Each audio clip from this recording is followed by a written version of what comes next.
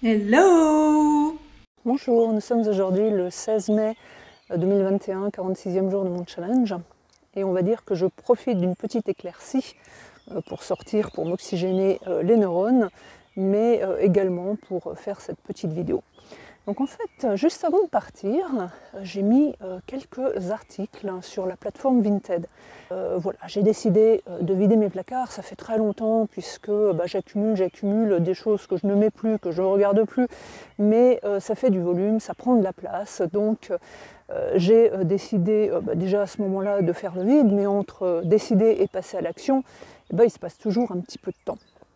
Alors il se trouve que je m'étais déjà entraînée, on va dire ça comme ça, sur la plateforme eBay, mais je dois reconnaître que la plateforme Vinted est vraiment bien plus pratique. Vous prenez juste votre photo et puis vous mettez très rapidement vos articles en ligne. C'est franchement simple, ça a été vraiment développé de façon très ergonomique. Alors, je prends finalement cette petite expérience pour vous parler aujourd'hui de manipulation. Alors vous allez me dire, mais quel est le lien entre la manipulation et le fait de mettre des fringues sur Vinted? Eh bien, justement, on ne s'y attend pas. On ne s'attend pas à être manipulé en mettant des articles sur Vinted.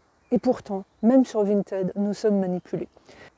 Il se trouve que, bien évidemment, quand vous mettez un article, vous devez définir votre prix de vente. Et ce prix de vente, eh bien, vous le définissez en fonction de votre prix d'achat, en fonction de l'état de votre article, en fonction de ce que vous désirez gagner. Sauf que, quelque part, c'est pas si simple. Il se trouve que quand vous mettez un article en ligne, eh bien, Vinted va vous suggérer des prix. Et c'est justement là où la manipulation commence. Puisque, en fait, les prix qui sont proposés sont de façon régulière des prix très bas. Donc, en fait, si vous regardez, vous allez avoir des articles à 2 €, 3 €, 4 €. Et si vous faites défiler vos articles, on dira qu'au maximum, vous allez avoir des articles à 8-9 €. Donc, très bien. Qu'est-ce qu'on se dit quand on met son article en ligne? Ah bah zut, si les autres vendent à 2-3 €, comment est-ce que moi je peux mettre mon article à 15 €? Et c'est là où la manipulation commence, puisque vous allez vous laisser influencer et vous allez finalement baisser le prix de votre article en fonction de la valeur que vous pensiez qu'il avait. Alors maintenant, si vous faites une petite recherche inversée sur cette plateforme, vous allez dans rechercher un article. Et vous recherchez finalement des articles similaires à celui que vous voulez mettre en ligne. Donc avec la marque. Et là, soudain, eh bien, ce n'est plus du tout pareil. Là, vous allez trouver des articles beaucoup plus chers, des articles qui ne sont plus du tout à 2-3 €. Je m'étais en fait posé la question puisque, bien évidemment, on se dit, mais attends, pourquoi mettre des articles à 2-3 € alors qu'il faut perdre son temps à faire la photo, il faut perdre son temps à faire le descriptif, ensuite il faut faire votre colis, le carton a un prix, même si c'est un carton de récupération, vous allez jusqu'à la boutique pour le déposer, donc quelque part votre temps a un prix. Et là pour 2-3 €, pourquoi s'embêter alors que vous pouvez tout simplement aller déposer votre colis chez Terre des Hommes ou chez d'autres personnes qui sont dans le besoin. Donc, c'est là où je reviens à la manipulation et au fait que nous nous faisons influencer tout le temps, en toutes circonstances, même dans les toutes petites choses, comme finalement une plateforme de vente de fringues. Et là, je reviens à cette histoire de manipulation. Je vais m'arrêter là un moment. Déjà parce qu'on entend les oiseaux et je trouve ça vraiment magique. Et donc finalement on se rend vite compte que la manipulation est de partout. Et en fait j'avais voulu faire aussi cette petite vidéo parce qu'il se trouve que justement aujourd'hui j'ai un ami qui pareil a publié sur les réseaux sociaux un tout petit post où il demandait donc à ses followers comment ces followers justement faisaient pour savoir si une information était vraie et comment est-ce qu'ils gardaient leur esprit critique face à l'information finalement que l'on nous impose. Parce qu'en fait, c'est tout à fait ça.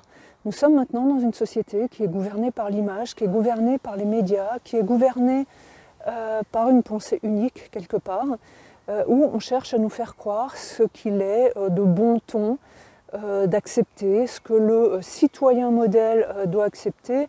Alors là, je ne sais pas si ça, quelque part, vous rappelle quelque chose. Peut-être avez-vous vu ce reportage sur Arte il y a quelques mois qui parlait du crédit social en Chine, et dès qu'on faisait un pas de travers, eh bien finalement on perdait un crédit social, ce qui fait qu'on perdait des libertés, et il y a des choses qu'on ne pouvait plus faire justement puisque nous n'avions plus assez de crédit.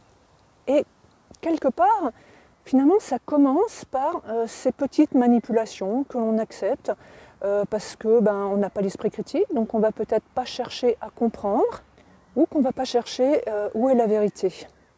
Et ça me fait encore rebondir sur une autre chose qui m'a vraiment choquée cette semaine, à savoir, probablement, vous l'avez entendu aux informations, vous savez, vraiment la pensée unique, là, les masses médias qui nous disent comment on doit penser, ce que l'on doit penser, pourquoi on doit penser comme ça pour être un citoyen modèle. Et en fait, il y a une ville, je crois qu'elle s'appelle Lunel, qui a installé dans ses rues des caméras. Alors vous allez me dire, ça c'est tout à fait courant, des caméras maintenant, il y en a un petit peu partout, sauf que ces caméras sont directement reliées à la police avec des haut-parleurs. Et en fait, l'agent de police, ce qu'il doit faire, c'est que dès qu'il voit une personne qui est dans, on va dire, une situation d'incivilité, eh ben, on va appuyer sur un bouton et ça va envoyer un message, puisque donc ces caméras sont équipées de haut-parleurs. Et donc là, on aura un message sur « il faut mettre votre masque »,« ramasser la crotte du chien ». Alors, bien évidemment, la télé, qu'est-ce qu'ils ont fait? C'est du mass média. Ils ont interrogé que des personnes qui sont pour, avec une ou deux personnes au milieu qui est contre, parce que bon, il faut bien quand même montrer autre chose, sinon c'est trop gros.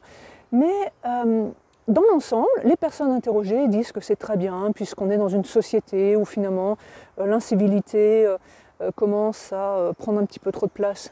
Et sur le principe, c'est vrai.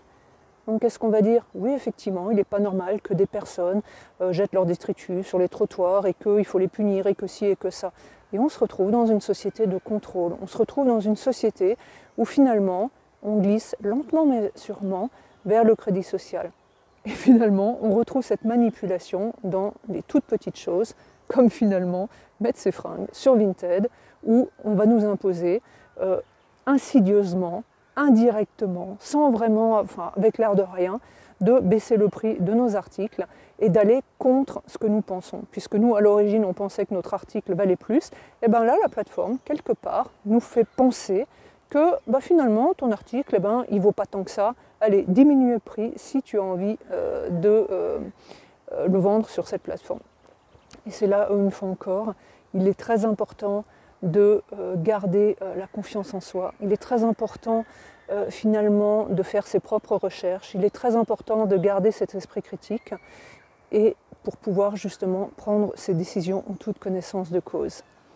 Voilà, je vous remercie. C'était la petite vidéo du jour. Je pense que de toute évidence, les nuages se sont de nouveau accumulés.